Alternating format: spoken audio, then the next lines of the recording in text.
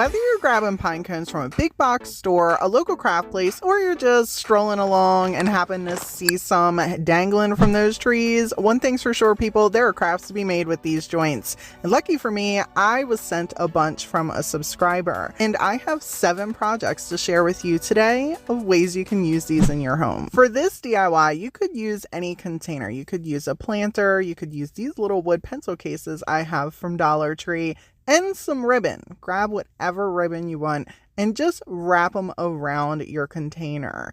You can, of course, glue these down in here with some floral foam, or you can just set these right on top like I did. I also feel like you have to let me know, would you like these plain, or how about a little flocking?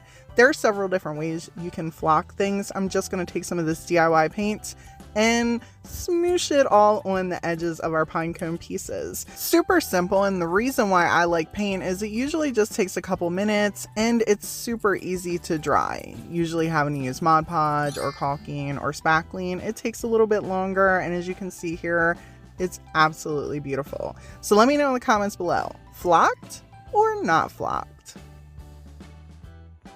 Did you know that you could make little flowers out of your pine cones? And I say this because you can, however, make sure you got some good wire cutters.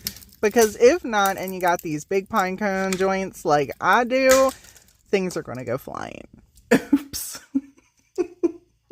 I'm sure these wire cutters would have been just fine for regular size pine cones, but the stem of these were every bit of a ½ inch, so cutting through them was a little bit tiresome, and I struggled with each little flower I tried to cut. Look how great these are, though. I really love and appreciate the naturalness of this flower. You can leave them or you can paint them. Obviously, we're going to paint them, and we're going to use a little bit of water and some paint colors. I'm using chalk paint. I wasn't sure how this was going to work out, so I figured it might be a little bit easier if I have some water to really spread this around in between all the little pieces. This is just a choice I decided to make. If I had some spray paint, I probably would have spray painted them, but believe it or not, I left my spray paint out in my patio and most of it is not in a good way. So I figured this would be the simplest to try and get in all those little creases. These did take some time to dry, and I did 2 full coats.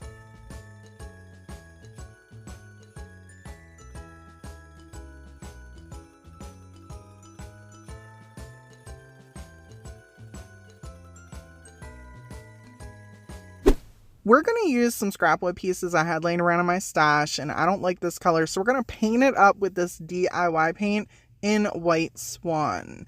I have a link down in the description for anybody that's interested in getting some DIY paint. Sammy over at Unicorn Dust Design sells it, and I just love this stuff. But use whatever chalk paint you want to use, okay? Don't let me limit you, okay? Use whatever you want to use. We're creating a background and just using a little wood piece. And the size really doesn't matter. Well, in this case, the size doesn't really matter. Just cut your wood down, whatever size. You guys, head's always in the gutter. Listen, I had 2 different ideas for these. So for the first one, we're going to use some silver gilding wax and some tumbling tower blocks. Just paint them a little silver, just kidding, a lot silver, except for on the part that we're going to be gluing to our little background wood scrap piece. And the other one we're going to just leave without any trim at all. And I share this all the time, but it goes without saying, if you don't have the exact colors I use, please use whatever works for you to remix into your home decor. I recently had a nice nasty comment on one of my Facebook posts about someone saying, nope, not those colors. I don't like those colors. Well, don't use my colors. It's a no-brainer that not everyone is going to like the same colors I use. Even sometimes I don't like the colors. I just think they're working for whatever I'm doing it for. The point is, I'm trying to inspire you, give you ideas for you to take the ideas and create something that works for you in your space in your home or with whatever you're reselling. No need to leave the negativity, okay? Just keep scrolling. Just keep scrolling. Anyhow, I decided to also take a little bit of that silver gilding wax, and I did the flowers in 2 different ways. One, I put the silver gilding wax all over the flower, and the other one, I did just the tips. If I'm being 100% honest, I liked this project completely the least out of all of these pine cone pieces. Not because I don't love the flowers. I love the flowers. And I love how this one turned out more so than the one that I completely painted with the gilding wax. I just feel like the piece of wood that I picked should have been a lot bigger. So size did end up mattering in this case. People, it's story time. I had a friend growing up, well, we're still friends now, but she lived in this house at the time that had a stunning corner fireplace. And every single holiday, the woman would get the most beautiful swags. And then she would take pine cones and just randomly place them throughout the top of this fireplace mantle, on top of shelves, just anywhere. She was putting pine cones everywhere. And I had always loved how natural that looked. So even though it's not a fireplace mantle, I still wanted to share with you how amazing and natural these can just add to any little spot you have some decor in your home.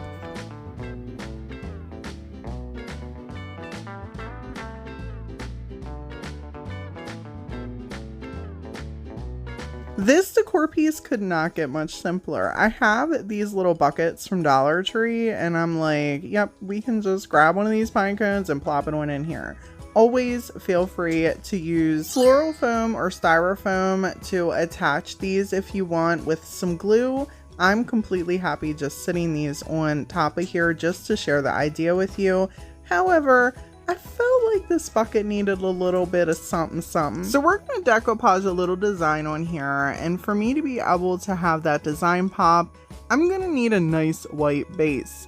And I'm just taking some white chalk paint here and going over the piece. Chalk paint sticks really well to most surfaces, so I figured we could just plop a little bit on here, hurry up and do a little bit of our heat gun to dry this quickly, do a second coat, and then we can apply our paper. And obviously make sure the paint is dry before you get to decoupaging. I'm going to use some of my TDS Decoupage Paper. Feel free to use whatever paper or napkins you want to create a little decoupage design on any galvanized bucket that you choose to decoupage. And since I've pretty much annihilated the entire sheet of the ornaments and things that I own, I wanted to pop this up here so you could see the entire design in its original form. TDS Decoupage Paper can be found at thediystruggle.com. And a little announcement, I have a whole new release coming the end of this month for the new year. Lots of amazing designs coming your way. To apply our tissue paper, we're just going to use some good old Mod Podge, and I put a healthy amount on here.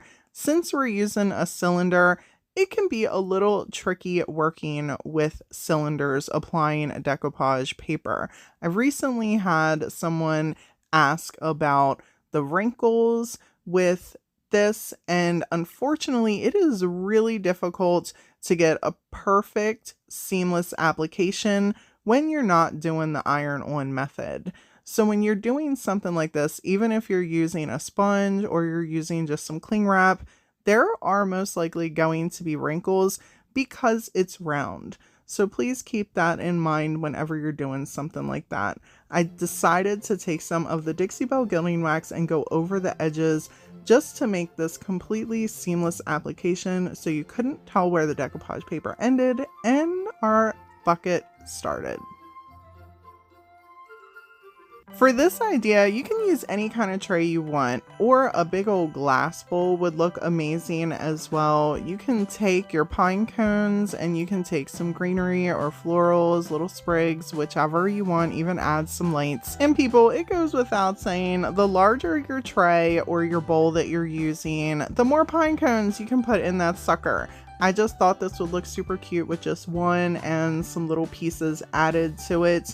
You could put this at a side table, you could put this on some tablescape or on a shelf, or you could even create a huge centerpiece right in the middle of your kitchen table with this idea.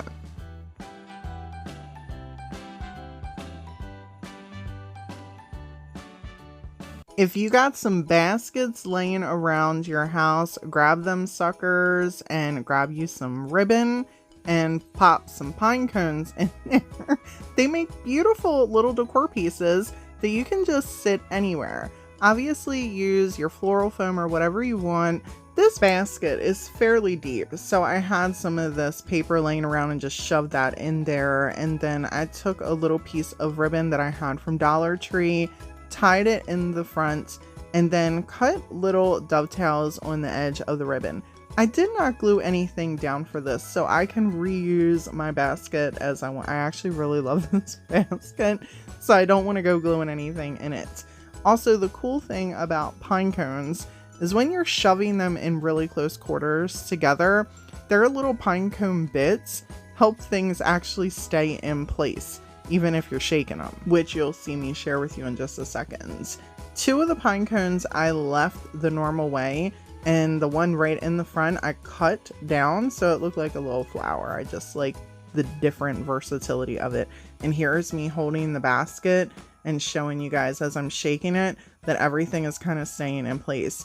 So then I just took some little sprigs and some little, I don't know what the technical term is for the floral situation, so don't come at me in the comments, okay? I preach that I am horrible at florals, so shove some picked pieces and florals in there and mostly make sure it looks nice and then throw it around your house. Well, not literally, don't literally throw it around your house, but place it where you think it will look nice in your house. I think this is my favorite project for this video. Absolutely love how this basket turned out. Let me know in the comments below if you had a favorite today. As always, people, thank y'all so much for hanging out with me, and until next time.